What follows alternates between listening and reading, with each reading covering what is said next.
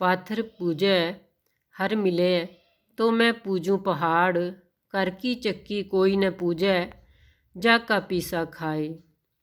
कंकर पत्थर जोड़ के मस्जिद लई बनाए, तह चढ़ ऊपर मुल्ला बांगते, क्या बहरा हुआ खुदाए।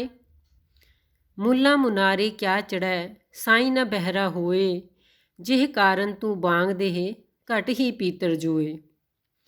लोगा परम न पूलो भाई, खालक खलक खलक मैं खालक, पूर रहो सब थाई। मेरे सारे विद्यार्थियों ਨੂੰ ਪਿਆਰ ਭਰੀ ਸਤਿ ਸ਼੍ਰੀ ਅਕਾਲ। ਬੇਟਾ ਅੱਜ ਜਿਹੜੀ ਅਸੀਂ ਵੀਡੀਓ ਵਿੱਚ ਜਿਹੜਾ ਅਸੀਂ ਟੌਪਿਕ ਕਰਨਾ ਹੈ ਉਹ ਸਾਡਾ ਟੌਪਿਕ ਹੈ ਮੱਧਕਾਲੀ ਪੰਜਾਬੀ ਕਵਿਤਾ। ਜਿਹੜਾ ਸਾਡਾ MA ਪ੍ਰੀਵੀਅਸ ਦਾ ਪੇਪਰ ਹੈ ਉਹਦੇ 'ਚ ਬੇਟਾ ਤੁਹਾਨੂੰ ਪਤਾ ਹੈ ਤੁਹਾਨੂੰ ਜਪਜੀ ਸਾਹਿਬ, ਬਾਬਾ ਫਰੀਦ ਦੀ ਬਾਣੀ ਅਤੇ ਭਗਤ ਕਬੀਰ ਦੀ ਜਿਹੜੀ ਬਾਣੀ ਹੈ ਉਹ ਤੁਹਾਨੂੰ ਲੱਗੀ ਹੋਈ ਹੈ ਅਤੇ ਤੁਸੀਂ ਜੋ ਹੈ ਉਹਨਾਂ ਨਾਲ ਸੰਬੰਧਿਤ ਕੁਝ ਕੁਐਸਚਨ ਕਰਨੇ ਹੁੰਦੇ ਨੇ ਜਿਹੜੇ ਆਪਾਂ ਬਾਬਾ ਫਰੀਦ ਦੇ ਵੀ ਕੁਐਸਚਨ ਕੀਤੇ YouTube 'ਤੇ, ਜਪਜੀ ਸਾਹਿਬ ਦੇ ਵੀ ਕੀਤੇ, ਅਤੇ ਹੁਣ ਅਸੀਂ ਜੋ ਹੈ ਆਪਣਾ ਸਭ ਤੋਂ ਪਹਿਲਾ ਕੁਐਸਚਨ ਕਰਾਂਗੇ ਭਗਤ ਕਬੀਰ ਬਾਰੇ। ਕਿਉਂਕਿ ਪਹਿਲਾ ਕੁਐਸਚਨ ਮੈਂ ਤਾਂ ਕਹੂੰਗੀ ਕਿਉਂਕਿ ਅਸੀਂ YouTube 'ਤੇ ਕਬੀਰ ਬਾਰੇ ਅਜੇ ਤੱਕ ਕੋਈ ਕੁਐਸਚਨ ਨਹੀਂ ਕੀਤਾ। ਹੁਣ ਬੇਟਾ ਅਸੀਂ ਇੱਥੇ ਗੱਲ ਕਰ ਲਈਏ ਕਿ ਭਗਤ ਕਬੀਰ ਜਿਹੜੇ ਨੇ ਨਾ ਗੁਰੂ ਨਾਨਕ ਦੇਵ ਜੀ ਤੋਂ ਪਹਿਲਾਂ ਜੇਕਰ ਕਿਸੇ ਬੰਦੇ ਨੇ, ਜੇਕਰ ਕਿਸੇ ਇਸ ਧਰਤੀ 'ਤੇ ਕਿਸੇ ਮਹਾਂਪੁਰਖ ਨੇ ਸਭ ਤੋਂ ਪਹਿਲਾਂ ਜੇਕਰ ਕ੍ਰਾਂਤੀ ਦੀ ਗੱਲ ਕੀਤੀ ਨਾ ਤਾਂ ਉਹ ਭਗਤ ਕਬੀਰ ਨੇ ਕੀਤੀ। ਭਗਤ ਕਬੀਰ ਜਿਹੜੇ ਸੀਗੇ ਜਿਨ੍ਹਾਂ ਨੇ ਸਭ ਤੋਂ ਪਹਿਲਾਂ ਸਮਾਜਿਕ ਬੁਰਾਈਆਂ ਦੇ ਵਿਰੁੱਧ, ਗੁਰੂ ਨਾਨਕ ਦੇਵ ਜੀ ਤੋਂ ਵੀ ਪਹਿਲਾਂ ਸਮਾਜਿਕ ਬੁਰਾਈਆਂ ਦੇ ਵਿਰੁੱਧ ਜੋ ਹੈ ਆਵਾਜ਼ ਉਠਾਈ। ਅਤੇ ਬੇਟਾ ਸਾਡੇ ਸਿੱਖ ਧਰਮ ਵਿੱਚ ਗੁਰੂ ਗ੍ਰੰਥ ਸਾਹਿਬ ਜੀ ਦੀ ਬਾਣੀ ਜਿਹੜੀ ਹੈ ਉਹਦੇ 'ਚ ਭਗਤ ਕਬੀਰ ਦੀ ਬਾਣੀ ਵੀ ਜਿਹੜੀ ਹੈ ਸ਼ਾਮਿਲ ਹੈ। ਕਿਉਂਕਿ ਤੁਹਾਨੂੰ ਪਤਾ ਹੋਏਗਾ ਬੇਟਾ ਤੁਸੀਂ BA ਫਾਈਨਲ ਤੱਕ ਇਹ ਕਰਕੇ ਵੀ ਆਏ ਹੋ, 36 ਮਹਾਂਪੁਰਖਾਂ ਦੀ ਬਾਣੀ ਸ਼੍ਰੀ ਗੁਰੂ ਗ੍ਰੰਥ ਸਾਹਿਬ ਜੀ ਵਿੱਚ ਦਰਜ ਹੈ, ਜਿਹਦੇ 'ਚ 15 ਭਗਤ ਨੇ ਅਤੇ ਉਹਨਾਂ 15 ਭਗਤਾਂ ਵਿੱਚ ਜੋ ਹੈ ਕਬੀਰ ਸ੍ਰੇਸ਼ਟ ਭਗਤ ਨੇ ਜਿਨ੍ਹਾਂ ਦੀ ਸਭ ਤੋਂ ਜ਼ਿਆਦਾ ਬਾਣੀ ਜਿਹੜੀ ਹੈ ਸ਼੍ਰੀ ਗੁਰੂ ਗ੍ਰੰਥ ਸਾਹਿਬ ਜੀ ਵਿੱਚ ਦਰਜ ਹੈ। ਅਸੀਂ ਗੱਲ ਕਰ ਲਈਏ ਕਿ 238 ਸ਼ਲੋਕ ਭਗਤ ਕਬੀਰ ਦੇ, 238 ਸ਼ਲੋਕ ਭਗਤ ਕਬੀਰ ਦੇ ਅਤੇ 295 ਸ਼ਬਦ ਜਿਹੜੇ ਨੇ ਗੁਰੂ ਗ੍ਰੰਥ ਸਾਹਿਬ ਜੀ ਵਿੱਚ ਭਗਤ ਕਬੀਰ ਦੇ ਨਾਂ ਹੇਠ ਦਰਜ ਨੇ। ਭਗਤਾਂ ਦੀ ਬਾਣੀ ਸਿਰਲੇਖ ਹੇਠ ਕਬੀਰ ਸਾਹਿਬ ਦੇ ਨਾਮ ਨਾਲ ਦਰਜ ਨੇ। ਅਤੇ ਕਬੀਰ ਸਾਹਿਬ ਬਾਰੇ ਵੀ ਤਾਂ ਕਿਹਾ ਜਾਂਦਾ ਹੈ ਕਿ ਕਬੀਰ ਜੋ ਹੈ, ਤੁਸੀਂ ਵੈਸੇ ਛੋਟੀਆਂ ਕਲਾਸਾਂ ਵਿੱਚ ਵੀ ਕਬੀਰ ਸਾਹਿਬ ਬਾਰੇ ਪੜ੍ਹਦੇ ਆਇਓ, ਕੋਈ ਏਡਾ ਇੰਜ ਨਹੀਂ ਹੈ ਕਿ ਤੁਹਾਨੂੰ ਪਤਾ ਨਹੀਂ ਕਬੀਰ ਕੌਣ ਹੈ। ਹਾਂ ਇਹ ਹੈ ਕਿ ਡੀਪਲੀ ਤੁਸੀਂ ਜਿਹੜੀ ਹੈ ਉਹਨਾਂ ਦੀ ਬਾਣੀ ਦੀ ਹੁਣੇ ਸਟੱਡੀ ਕਰੋਗੇ MA 'ਚ। ਕਬੀਰ ਸਾਹਿਬ ਆਪਣੀ ਬਾਣੀ 'ਚ ਕੀ ਲਿਖਦੇ ਨੇ, ਕਹਿੰਦੇ ਮੈਂ ਬਾਮਨ, ਕਹਿੰਦੇ ਤੂੰ ਬਾਮਨ ਮੈਂ ਕਾਸੀ ਕਾ ਜੁਲਾਹਾ, ਬੂਝੋ ਮੋਰ ਗਿਆਨ। ਮਤਲਬ ਕਿ ਆਪੇ ਉਹਨਾਂ ਨੇ ਦੱਸਿਆ ਕਿ ਉਹ ਜਿਹੜੇ ਕਬੀਰ ਸਾਹਿਬ ਸੀਗੇ ਉਹ ਕਾਸ਼ੀ 'ਚ ਜੁਲਾਹੇ ਸੀਗੇ। ਹੋਰ ਭਗਤ ਕਬੀਰ ਕੀ ਗੱਲ ਕਰਦੇ ਨੇ, ਕਹਿੰਦੇ ਸਗਲ ਜਨਮ ਸ਼ਿਵਪੁਰੀ ਗਵਾਇਆ, ਮਰਤੀ ਬਾਰ ਮਗਹਰੂਠ ਤਾਇਆ। ਕਬੀਰ ਸਾਹਿਬ ਬੇਟਾ ਜਿਹੜੇ ਸੀਗੇ ਉਹਨਾਂ ਦੇ ਵੇਲੇ ਜਿਹੜੇ ਸੀ ਪੰਡਤ ਬ੍ਰਾਹਮਣ ਲੋਕ ਆਪਣੇ ਆਪ ਨੂੰ ਬਹੁਤ ਸ੍ਰੇਸ਼ਟ ਸਮਝਦੇ ਸੀ ਅਤੇ ਬਹੁਤ ਸਾਰੇ ਬਿਨਾਂ ਮਤਲਬ ਦੀਆਂ ਕੁਰੀਤੀਆਂ ਜਿਹੜੀਆਂ ਸੀਗੀਆਂ ਉਹਨਾਂ ਨੇ ਧਰਮ ਨਾਲ ਜੋੜੀਆਂ ਹੋਈਆਂ ਸੀਗੀਆਂ। ਧਰਮ ਨੂੰ 4 ਵਰਗਾਂ ਵਿੱਚ ਵੰਡਿਆ ਹੋਇਆ ਸੀ ਅਤੇ ਬਾਹਮਣਾਂ ਨੇ ਉਸ ਵੇਲੇ ਇਹ ਧਾਰਨਾ ਬਣਾਈ ਹੋਈ ਸੀਗੀ ਕਿ ਜੋ ਵੀ ਕੋਈ ਮਨੁੱਖ ਆਪਣੇ ਜਨਮ ਵੇਲੇ ਜੇਕਰ ਉਹ ਕਾਸ਼ੀ 'ਚ ਰਹੇਗਾ ਅਤੇ ਪੂਰਾ ਜਨਮ ਜੇਕਰ ਉਹ ਕਾਸ਼ੀ 'ਚ ਹੀ ਰਹੇਗਾ ਅਤੇ ਮਰਨ ਵੇਲੇ ਵੀ ਉਹ ਕਾਸ਼ੀ 'ਚ ਹੀ ਪ੍ਰਾਣ ਤਿਆਗੇਗਾ ਤਾਂ ਉਹ ਬੰਦਾ ਸਵਰਗਾਂ ਨੂੰ ਜਾਏਗਾ। ਅਤੇ ਮਗਹਰ ਨੂੰ ਉਸ ਵੇਲੇ ਅਜਿਹੀ ਧਰਤੀ ਮੰਨਿਆ ਜਾਂਦਾ ਸੀ। ਮਗਹਰ ਇੱਕ ਸ਼ਹਿਰ ਸੀਗਾ ਅਤੇ ਉਹਨੂੰ ਇੱਕ ਅਜਿਹੀ ਧਰਤੀ ਮੰਨਿਆ ਜਾਂਦਾ ਸੀ ਕਿ ਜੇਕਰ ਕੋਈ ਮਗਹਰ ਵਿੱਚ ਜਾ ਕੇ ਕਿਸੇ ਦੀ ਡੈਥ ਹੋਏਗੀ ਅਤੇ ਉਹ ਬੰਦਾ ਜੋ ਹੈ ਗਧੇ ਦੀ ਜੂਨੀ 'ਚ ਪਏਗਾ। ਕਿ ਕਬੀਰ ਸਾਹਿਬ ਕਿਉਂਕਿ ਜਾਣੀ ਜਾਣ ਸੀਗੇ, ਬ੍ਰਹਮ ਦੀ ਭਗਤੀ 'ਚ ਲੀਨ ਆਤਮਾ ਸੀਗੀ ਕਬੀਰ ਸਾਹਿਬ ਦੀ, ਅਤੇ ਉਹਨਾਂ ਦਾ ਜਦੋਂ ਅੰਤਿਮ ਸਮਾਂ ਆਇਆ ਕਬੀਰ ਉਂਝ ਪੂਰੀ ਉਮਰ ਕਾਸ਼ੀ ਰਹਿੰਦੇ ਰਹੇ ਪਰ ਅੰਤ ਬਾਰ ਉਹ ਕਿੱਥੇ ਜਾ ਕੇ ਬੈਠ ਗਏ, ਮਗਹਰ ਜਾ ਕੇ ਬੈਠ ਗਏ। ਅਤੇ ਉਹਨਾਂ ਨੇ ਬਾਹਮਣਾਂ ਦੇ ਇਸ ਭਰਮ ਨੂੰ ਤੋੜਿਆ ਕਿ ਜਿਹੜਾ ਤੁਸੀਂ ਕਹਿੰਦੇ ਹੋ ਕਿ ਉਹ ਬੰਦਾ ਗਧੇ ਦੀ ਜੂਨੀ 'ਚ ਪਏਗਾ, ਜਿਹੜਾ ਬੰਦਾ ਮਗਹਰ ਜਾ ਕੇ ਮਰੇਗਾ। ਦੇਖੋ ਕਬੀਰ ਸਾਹਿਬ ਦੀ ਦੂਰ ਦ੍ਰਿਸ਼ਟੀ, ਅਜੇ ਤੱਕ ਕਬੀਰ ਸਾਹਿਬ ਨੂੰ ਦੁਨੀਆ ਜਾਣਦੀ ਹੈਗੀ ਅਤੇ ਹਮੇਸ਼ਾ ਜਾਣਦੀ ਰਹੇਗੀ। ਅਤੇ ਉਹਨਾਂ ਪੰਡਤਾਂ ਦਾ ਕੋਈ ਨਾਮ ਵੀ ਨਹੀਂ ਜਾਣਦਾ ਜਿਹੜਿਆਂ ਨੇ ਸ਼ਾਇਦ ਉਸ ਵੇਲੇ ਇਹ ਸੋਚ ਕੇ ਕਾਸ਼ੀ 'ਚ ਪ੍ਰਾਣ ਤਿਆਗੇ ਹੋਣਗੇ ਕਿ ਉਹ ਸਵਰਗਾਂ ਨੂੰ ਜਾਣਗੇ। ਮਤਲਬ ਕਿ ਕਬੀਰ ਸਾਹਿਬ ਦੀ ਬਾਣੀ ਦੀ ਹਰ ਇੱਕ ਤੁਕ ਕਿਸੇ ਨਾ ਕਿਸੇ ਬੁਰਾਈ ਦੇ ਉੱਤੇ, ਸਮਾਜਿਕ ਬੁਰਾਈ ਦੇ ਉੱਤੇ ਜੋ ਹੈ ਚੋਟ ਮਾਰਦੀ ਹੈ। ਦੇਖੋ ਜੀ ਪਿਆਰੇ ਵਿਦਿਆਰਥੀ, ਹੁਣ ਮੈਂ ਇਹ ਗੱਲ ਵੀ ਤੁਹਾਨੂੰ ਕਹੂੰਗੀ, ਮਤਲਬ ਕਿ ਆਪਣੇ ਕਾਲਜ ਵਾਲੇ ਬੱਚਿਆਂ ਲਈ ਤੇ ਨਹੀਂ ਕਹਿ ਰਹੀ ਮੈਂ ਇਹ ਗੱਲ, ਦੂਜੇ ਵਿਦਿਆਰਥੀ ਜਿਹੜੇ YouTube ਤੇ ਦੇਖਦੇ ਨੇ ਬੇਟਾ, ਕਿ ਜੇਕਰ ਤੁਹਾਨੂੰ ਜੋ ਹੈ ਭਗਤ ਕਬੀਰ ਬਾਰੇ ਤੁਸੀਂ ਆਪਣੇ ਨੋਟਸ ਬਣਾਏ ਹੋਏ ਨੇ ਤੇ ਫਿਰ ਤੁਸੀਂ ਇਸ ਵੇਲੇ ਕੋਈ ਹੋਰ ਕੰਮ ਕਰ ਸਕਦੇ ਹੋ। ਕਿ ਮੈਂ ਇਹ ਨਹੀਂ ਕਹੂੰਗੀ ਕਿ ਮੈਂ ਕੁਝ ਨਵਾਂ ਹੀ ਪੇਸ਼ ਕੀਤਾ ਇਹਦੇ 'ਚ। ਅਸੀਂ ਤੇ ਜੋ ਹੈ ਐਜੂਕੇਸ਼ਨਲ ਹਿਸਾਬ ਨਾਲ, ਜਿਵੇਂ MA ਪ੍ਰੀਵੀਅਸ ਦੇ ਬੱਚਿਆਂ ਲਈ ਜੋ ਹੈ ਇਹ ਵੀਡੀਓ ਬਣਾ ਰਹੀ ਹਾਂ, ਅਤੇ ਮੈਟਰ ਉਹੀ ਹੋਏਗਾ, ਸਿਰਫ ਇੱਕ ਉਹਨੂੰ ਪੇਸ਼ ਕਰਨ ਦਾ ਤਰੀਕਾ ਥੋੜ੍ਹਾ ਵੱਖ ਹੋ ਸਕਦਾ। ਅਤੇ ਆਓ ਬੇਟਾ ਟੋਪਿਕ ਵੇਖ ਲਈਏ। ਪਹਿਲਾਂ ਅਸੀਂ ਇੰਟਰੋਡਕਸ਼ਨ ਕਰਾਂਗੇ ਭਗਤ ਕਬੀਰ ਬਾਰੇ। ਬਹੁਤ ਸਾਰੇ ਵਿਦਵਾਨ ਭਗਤ ਕਬੀਰ ਬਾਰੇ ਧਾਰਨਾ ਬਣਾਉਂਦੇ ਹਨ ਕਿ ਕਬੀਰ ਅਨਪੜ੍ਹ ਸਨ। ਬੇਸ਼ੱਕ ਕਬੀਰ ਸਾਹਿਬ ਨੇ ਅੱਖਰ ਗਿਆਨ ਨਾ ਵੀ ਪ੍ਰਾਪਤ ਕੀਤਾ ਹੋਵੇ, ਪਰੰਤੂ ਉਹਨਾਂ ਦਾ ਜੀਵਨ ਦਾ ਜਿਹੜਾ ਤਜਰਬਾ ਸੀ ਅਤੇ ਜਿਹੜਾ ਉਹਨਾਂ ਦਾ ਗਿਆਨ ਸੀ, ਉਹਦੀ ਸੀਮਾ ਏਡੀ ਵਿਸ਼ਾਲ ਹੈ ਕਿ ਉਹਨਾਂ ਦੇ ਸਮਕਾਲੀ ਹੀ ਨਹੀਂ, ਸਗੋਂ ਉਹਨਾਂ ਤੋਂ ਪਿੱਛੋਂ ਹੋਣ ਵਾਲੇ ਸੰਤ ਭਗਤ ਵੀ ਜਿਹੜੇ ਨੇ ਉਹਨਾਂ ਦੀ ਦੂਰ ਅੰਦੇਸ਼ੀ ਅਤੇ ਉਹਨਾਂ ਦੇ ਗਿਆਨ ਦੀ ਪ੍ਰਚੰਡਤਾ ਦਾ ਲੋਹਾ ਮੰਨਦੇ ਨੇ ਕਬੀਰ ਸਾਹਿਬ ਦੀ। ਮਤਲਬ ਕਿ ਕਹਿੰਦੇ ਨੇ ਨਾ ਕਿ ਕਬੀਰ ਸਾਹਿਬ ਅਨਪੜ੍ਹ ਸੀਗੇ, ਪਰ ਦੇਖੋ ਤੁਸੀਂ ਬੇਟਾ ਜਦੋਂ ਵੀ ਤੁਸੀਂ MA ਤੋਂ ਬਾਅਦ ਜੇਕਰ PhD ਕਰਦੇ ਹੋ ਜਿਹੜੇ ਵੀ ਬੱਚੇ, ਅਤੇ ਜੇਕਰ ਤੁਸੀਂ ਭਗਤ ਕਬੀਰ ਦੀ ਬਾਣੀ ਦੇ ਉੱਤੇ ਰਿਸਰਚ ਕਰੋਗੇ ਨਾ, ਤੁਸੀਂ ਵੇਖੋਗੇ ਜਿੰਨਾ ਮਰਜ਼ੀ ਡੀਪਲੀ ਜਾਈ ਜਾਓ, ਕਬੀਰ ਸਾਹਿਬ ਦੀ ਬਾਣੀ ਜੋ ਹੈ ਅਥਾਹ ਸਾਗਰ ਹੈਗੀ ਹੈ। ਪਤਾ ਨਹੀਂ, ਮਤਲਬ ਕਿ ਜਿੱਥੇ ਤੱਕ ਵੀ ਤੁਸੀਂ ਪਹੁੰਚੋਗੇ ਉਹ ਵੀ ਘੱਟ ਹੋਏਗਾ। ਉਹਦੇ ਤੋਂ ਬਹੁਤ ਡੂੰਘੇ ਵਿਚਾਰ ਜਿਹੜੇ ਨੇ ਭਗਤ ਕਬੀਰ ਦੀ ਬਾਣੀ 'ਚ ਮਿਲਦੇ ਨੇ। ਜਿੱਥੇ ਤੱਕ ਅਸੀਂ ਪਹੁੰਚ ਵੀ ਜਾਈਏ ਉਹਦੇ ਤੋਂ ਬਹੁਤ ਦੂਰ ਹੁੰਦਾ ਉਹ ਛੋਰ ਜਿੱਥੇ ਦੀ ਭਗਤ ਕਬੀਰ ਗੱਲ ਕਰਦੇ ਨੇ। ਭਗਤ ਕਬੀਰ ਇੱਕ ਉੱਚ ਕੋਟੀ ਦੇ ਕਵੀ ਅਤੇ ਮਹਾਨ ਦਰਸ਼ਨ ਵੇਤਾ ਸਨ। ਹੁਣ ਬੇਟਾ ਤੁਸੀਂ ਕਾਲਜ ਵਾਲੇ ਬੱਚਿਆਂ ਨੂੰ ਕਹਿ ਰਹੀ ਹਾਂ, ਇੰਟਰੋਡਕਸ਼ਨ ਤੁਸੀਂ ਲਿਖ ਲਓਗੇ ਅਤੇ ਉਹਦੇ ਤੋਂ ਬਾਅਦ ਅਸੀਂ ਗੱਲ ਕਰਾਂਗੇ ਕਿ ਗੂੜ ਤੋਂ ਗੂੜ ਦਾਰਸ਼ਨਿਕ ਵਿਚਾਰਾਂ ਨੂੰ ਬਹੁਤ ਹੀ ਸਪਸ਼ਟਤਾ ਨਾਲ ਪ੍ਰਗਟਾਉਣ ਕਰਕੇ ਕਬੀਰ ਸਾਹਿਬ ਦੀ ਬਾਣੀ ਜਿਹੜੀ ਹੈ ਉਹ ਕਵਿਤਾ ਦਾ ਸਿਖਰ ਹੈ। ਗੂੜੇ ਤੋਂ ਡੂੰਘਾਈ ਵਾਲੇ ਦਾਰਸ਼ਨਿਕ ਵਿਚਾਰ ਹੁੰਦੇ ਨੇ ਕਿ ਇਹ ਸੰਸਾਰ ਕਿਵੇਂ ਬਣਿਆ, ਜਗਤ ਕਿਵੇਂ ਹੋਣ ਦੀ ਚਾਹਿਆ, ਠੀਕ ਹੈ, ਅਤੇ ਇਹ ਜਿਹੜਾ ਸੰਸਾਰ ਹੈ ਕਿਵੇਂ, ਉਹ ਅਕਾਲ ਪੁਰਖ ਕੀ ਹੈ, ਅਸੀਂ ਮਰਨ ਤੋਂ ਬਾਅਦ ਅਸੀਂ ਕਿੱਥੇ ਜਾਣਾ ਹੈ। ਜਿਹੜੇ ਵੀ ਅਜਿਹੇ ਰਹੱਸਵਾਦੀ ਜਿਹੜੇ ਵਿਚਾਰ ਹੁੰਦੇ ਨੇ ਨਾ, ਜਿਨ੍ਹਾਂ ਦੇ ਕਿਸੇ ਕੋਲ ਜਵਾਬ ਨਹੀਂ ਹੁੰਦੇ, ਉਹਨਾਂ ਨੂੰ ਦਾਰਸ਼ਨਿਕ ਵਿਚਾਰਾਂ ਦੇ ਅੰਤਰਗਤ ਜੋ ਹੈ ਰੱਖਿਆ ਜਾਂਦਾ ਹੈ। ਇੱਕ ਕਵੀ ਵਜੋਂ ਪ੍ਰਸ਼ੰਸਾ ਪ੍ਰਾਪਤੀ ਲਈ ਕਬੀਰ ਨੇ ਕਦੇ ਵੀ ਸ਼ਬਦ ਤੋਲ ਮਿਣ ਕੇ ਨਹੀਂ ਬਣਾਏ, ਸਗੋਂ ਪ੍ਰੇਮ ਰਸ ਵਿੱਚ ਰੰਗੀ ਅਤੇ ਬ੍ਰਹਮ ਨਾਲ ਲਰਬੇਜ ਬਾਣੀ ਆਪ ਮੁਹਾਰੇ ਹੀ ਉਹਨਾਂ ਦੀ ਜ਼ਬਾਨ ਤੋਂ ਨਿਕਲੀ। ਇੱਥੇ ਬੇਟਾ ਇਹ ਗੱਲ ਤੁਹਾਨੂੰ ਸਮਝਾ ਦਿਆਂ ਕਿ ਭਗਤ ਕਬੀਰ ਜਿਹੜੇ ਸੀਗੇ ਨਾ, ਕਦੇ ਵੀ ਇਹ ਨਹੀਂ ਹੈ ਅੱਜ ਕੱਲ੍ਹ ਦੇ ਮੋਡਰਨ ਪੋਇਟਸ ਦੀ ਤਰ੍ਹਾਂ ਕਿ ਉਹਨਾਂ ਨੇ ਜੋ ਹੈ ਆਪਣੇ ਜਿਹੜੇ ਕਵਿਤਾ ਦੇ, ਜਾਂ ਅਸੀਂ ਤਾਂ ਬਾਣੀ ਹੀ ਕਵਾਂਗੇ ਕਿਉਂਕਿ ਗੁਰੂ ਗ੍ਰੰਥ ਸਾਹਿਬ ਜੀ ਵਿੱਚ ਦਰਜ ਹੈ ਕਿ ਉਹਦੇ ਸ਼ਬਦ ਜਿਹੜੇ ਨੇ ਤੋਲੇ ਹੋਣ, ਮੀਣੇ ਹੋਣ, ਕਦੇ ਉਹਦੇ 'ਚ ਕਦੇ ਛੰਦ ਭਰਨ ਦੀ ਕੋਸ਼ਿਸ਼ ਕੀਤੀ ਹੋਵੇ, ਕਦੇ ਰਸ ਭਰਨ ਦੀ ਕੋਸ਼ਿਸ਼ ਕੀਤੀ ਹੋਵੇ, ਨਹੀਂ, ਸਗੋਂ ਆਪ ਮੁਹਾਰੇ ਹੀ ਉਹਨਾਂ ਦੀ ਬਾਣੀ ਜਿਹੜੀ ਹੈ ਉਹਨਾਂ ਦੀ ਜ਼ਬਾਨ ਤੋਂ ਨਿਕਲੀ ਅਤੇ ਸਾਰੇ ਜਿਹੜੇ ਨੇ ਪ੍ਰਭਾਵ, ਬਿੰਬ, ਪ੍ਰਤੀਕ ਆਪਣੇ ਆਪ ਉਹਨਾਂ ਦੀ ਬਾਣੀ 'ਚ ਸਮਾਉਂਦੇ ਚਲੇ ਗਏ।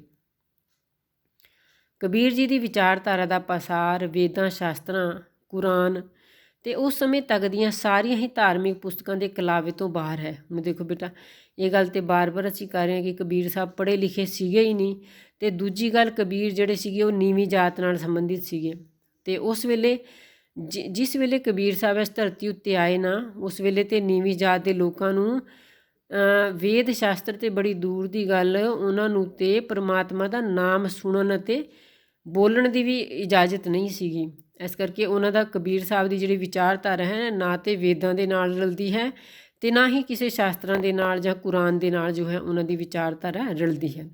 ਇਹਦੇ ਕਲਾਵੇ ਤੋਂ ਉਹਨਾਂ ਦੀ ਜਿਹੜੀ ਵਿਚਾਰਧਾਰਾ ਹੈ ਉਹ ਬਿਲਕੁਲ ਬਾਹਰ ਹੈਗੀ ਹੈ। ਇਸ ਲਈ ਬੇਟਾ ਅਸੀਂ ਇੱਥੇ ਗੱਲ ਕਰਾਂਗੇ ਕਿ ਕਬੀਰ ਸਾਹਿਬ ਦੀ ਜਿਹੜੀ ਵਿਚਾਰਧਾਰਾ ਹੈ ਨਾ, ਉਹਨੂੰ ਸਮਝਣ ਦੇ ਲਈ ਉਹਨਾਂ ਦੇ ਉਸ ਸਮੇਂ ਦੀ ਸਾਂਸਕ੍ਰਿਤਿਕ ਪਿੱਠ ਭੂਮੀ ਨੂੰ ਸਮਝਣਾ ਜੋ ਹੈ ਉਹ ਬੜਾ ਜ਼ਰੂਰੀ ਹੈ।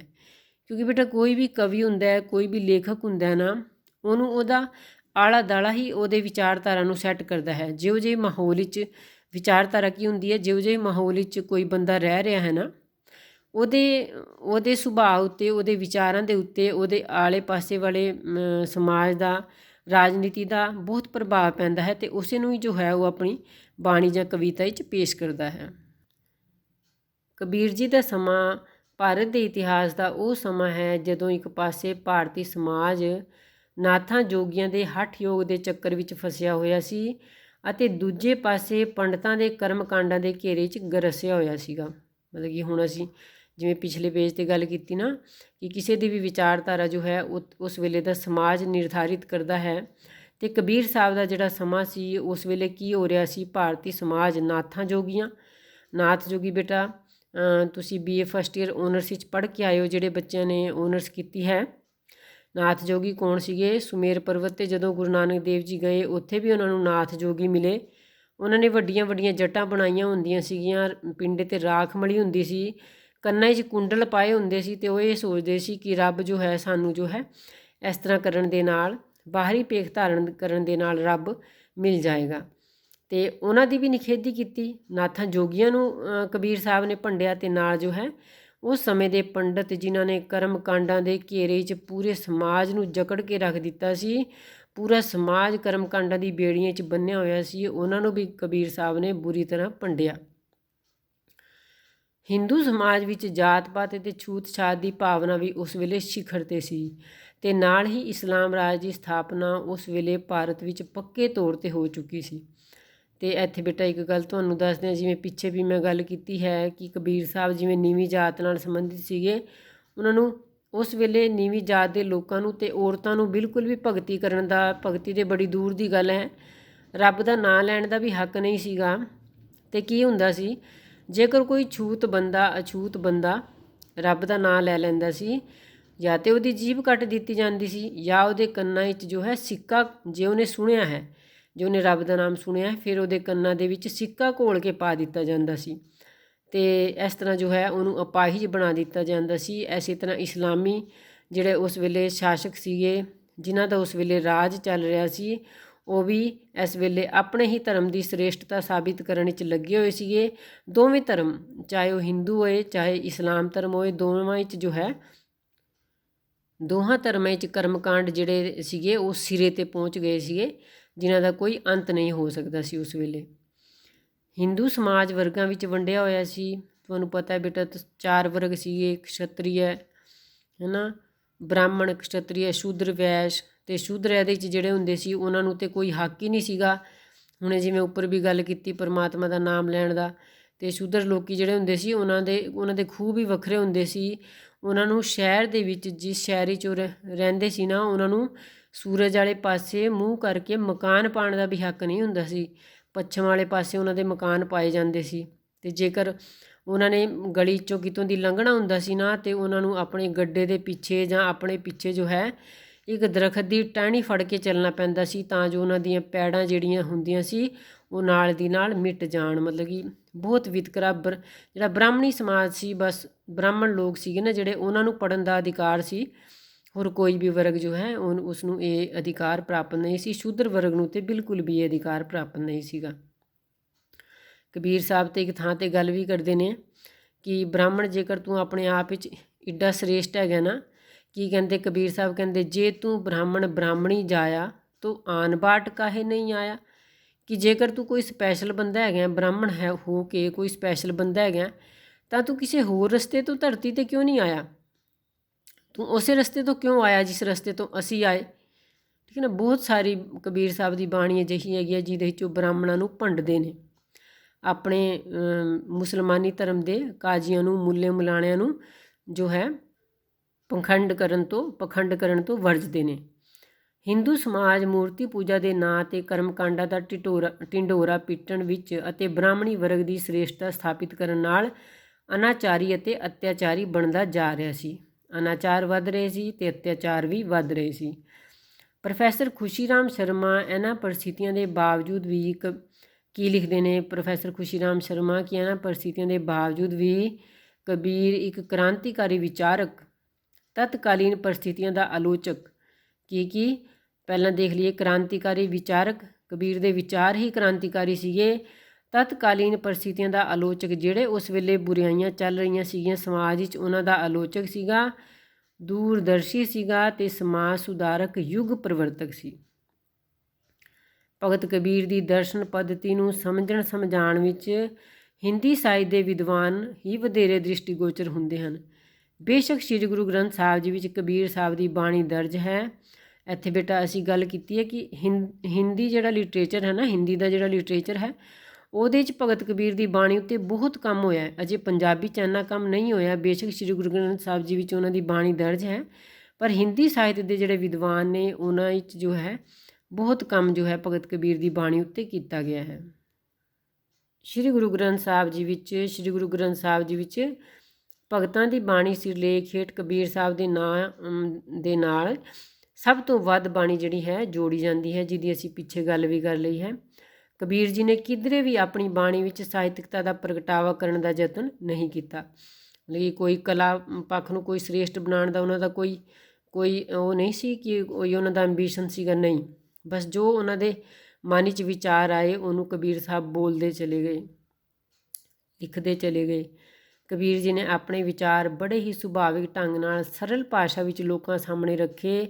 ਉਹਨਾਂ ਦੀ ਭਾਸ਼ਾ ਕਈ ਭਾਸ਼ਾਵਾਂ ਦਾ ਮਿਲਗੋਬਾ ਜਾਂ ਭਾਸ਼ਾ ਦੀ ਅਨੋਖੀ ਖਿਚੜੀ ਹੈ। ਮਤਲਬ ਕਿ ਉਹਨਾਂ ਨੇ ਬਿਲਕੁਲ ਸਰਲ ਲੈਂਗੁਏਜ ਵਿੱਚ ਵਿਚਾਰ ਦਿੱਤੇ। ਕਿਹੜੀ ਵੀ ਲੈਂਗੁਏਜ ਜਿਹੜੀ ਆਮ ਲੋਕਾਂ ਦੀ ਬੋਲੀ, ਜਿਹਨੂੰ ਲੋਕ ਭਾਸ਼ਾ ਲੋਕ ਬੋਲੀ ਕਿਹਾ ਜਾਂਦਾ ਹੈ, ਜਿਹਨੂੰ ਆਮ ਲੋਕੀ ਸਮਝਦੇ ਸੀਗੇ, ਉਹ ਬੋਲੀ ਸੀ। ਜਿੱਥੇ ਕਬੀਰ ਸਾਹਿਬ ਜਾਂਦੇ ਸੀ ਉਹਨਾਂ ਦੀ ਹੀ ਬੋਲੀ ਨੂੰ ਅਖਤਿਆਰ ਕਰ ਲੈਂਦੇ ਸੀ। ਅਤੇ ਹਿੰਦੀ ਸਾਹਿਤ ਦੇ ਵਿਦਵਾਨ ਕਬੀਰ ਸਾਹਿਬ ਦੀ ਤੁਲਨਾ ਇੱਕ ਜੰਗਲੀ ਨਦੀ ਨਾਲ ਕਰਦੇ ਹਨ, ਜਿਹੜੀ ਆਪ ਰਾਹ ਬਣਾਉਂਦੀ ਹੈ। ਮਤਲਬ ਕਿ ਉਹਨਾਂ ਨੂੰ ਕਿਸੇ ਵੀ ਆਰਟੀਫਿਸ਼ਲ ਰੂਪ ਦੀ, ਸਟਰਕਚਰ ਦੀ, ਸੰਰਚਨਾ ਦੀ ਲੋੜ ਨਹੀਂ ਸੀ ਆਪਣੀ ਬਾਣੀ ਨੂੰ ਸਜਾਉਣ ਦੇ ਲਈ। ਮੱਧਕਾਲ ਦਾ ਇਹ ਫੱਕੜ ਸੰਤ ਆਪਣੀ ਕਵਿਤਾ ਲਈ ਆਪ ਲਿਖਦਾ ਹੈ। ਕੀ ਲਿਖਦੇ ਨੇ ਕਬੀਰ ਸਾਹਿਬ? ਲੋਕ ਜਾਣੇ ਇਹ ਗੀਤ ਹੈ, ਇਹ ਤੋਂ ਬ੍ਰਹਮ ਵਿਚਾਰ। ਕੀ ਇਹ ਕੋਈ ਗੀਤ ਨਹੀਂ ਹੈਗੇ? ਇਹ ਜਿਹੜਾ ਮੈਂ ਬੋਲ ਰਿਹਾ ਹਾਂ, ਜਿਹੜਾ ਲਿਖ ਰਿਹਾ ਹਾਂ, ਇਹ 'ਤੇ ਜੋ ਹੈ ਉਸ ਅਕਾਲ ਪੁਰਖ ਬਾਰੇ ਵਿਚਾਰ ਹੈ।